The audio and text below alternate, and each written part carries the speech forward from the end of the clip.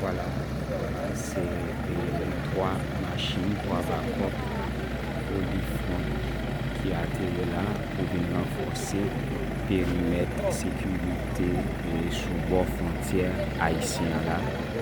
Donc, depuis le travail a commencé, a remarqué que la police pas aussi présente, mais je dis à là, et trois backups Polyfront qui atterri là pour venir renforcer l'équipe et SAPIO pour sécuriser périmètre de sécurité sous bord frontière par haïtien.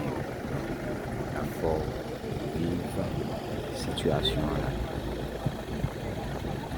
Chers internautes, la faut vivre situation là. Ça c'est agent et Polyfront qui atterri là pour venir renforcer l'équipe de SAPIO là.